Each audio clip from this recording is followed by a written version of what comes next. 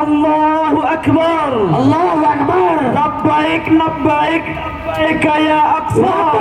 Labbaik labbaik ya Aqsa. Labbaik labbaik labbaik ya Aqsa. Labbaik labbaik labbaik ya Aqsa. Baik. Yang pertama, mari kita tundukkan hati kita dengan bermunajat kepada Allah. Ya Allah, sesungguhnya Engkau Maha Berkuasa. Engkaulah yang bisa menolong saudara-saudara kami. Dan ya Allah, terimalah yang sedikit ini dari kami. Apabila kami tidak mampu mempersembahkan darah dan nyawa kami, sesungguhnya kami hamba beriman akan memberikan apa yang mampu kami berikan.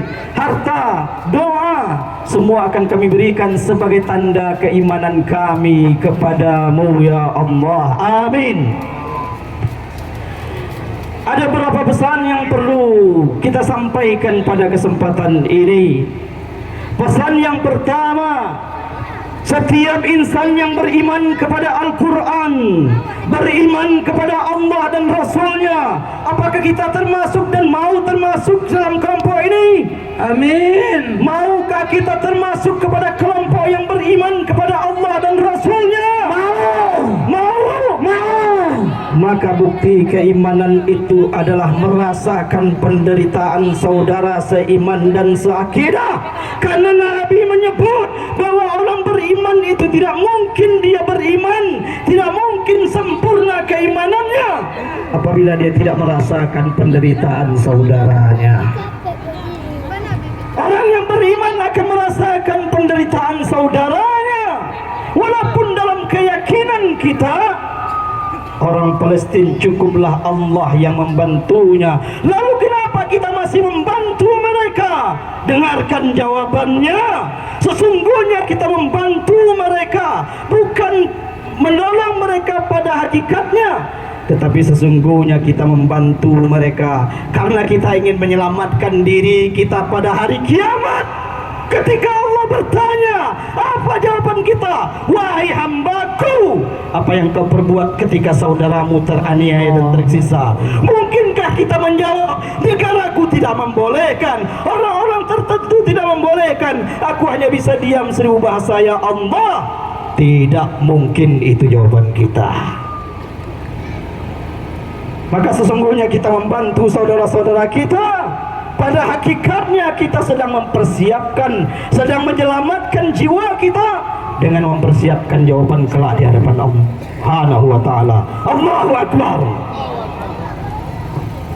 Pesan yang kedua, walaupun barangkali secara kasat mata suara ini tidak akan sampai, tetapi kita selalu mendoakan kepada Allah dan berpesan, wahai para mujahid-mujahid di tanah suci Al-Quds, wahai para mujahid di tanah suci Al-Palestina, kami berterima kasih kepada kalian. Kalaulah bukan kalian berjuang, sungguh kami seluruh umat Islam tanpa terkecuali akan berdosa.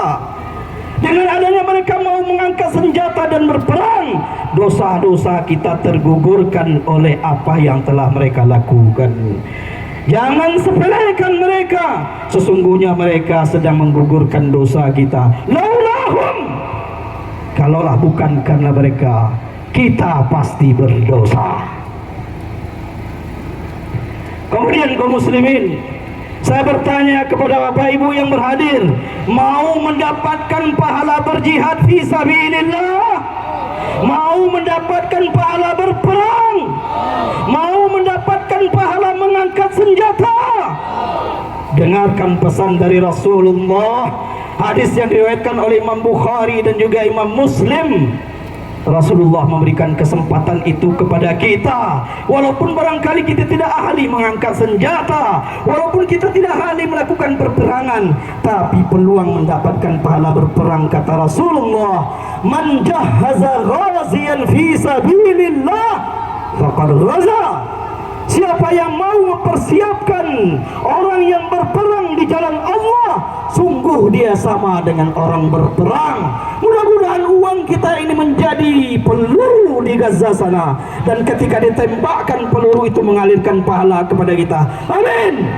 Amin. Mudah-mudahan donasi ini, kenapa saya katakan orang Islam tidak boleh malu ketika mereka mendukung saudaranya, karena orang kafir bersatu padu, Amerika, Inggris, Perancis, semua yang bermerek kafir, mereka tidak malu mendukung para pembunuh, mereka tidak malu mendukung para pembantai, mereka tidak malu mendukung para penyerobot. Akankah orang beriman malu-malu mendukung saudaranya? Kalla wallah, malu kita tidak. Maka tampakkan man jahaza ghaziyan fi sabilillah faqad ghaza. Lalu Rasulullah juga mengatakan donasi ini bisa untuk makan, bisa untuk obat-obatan.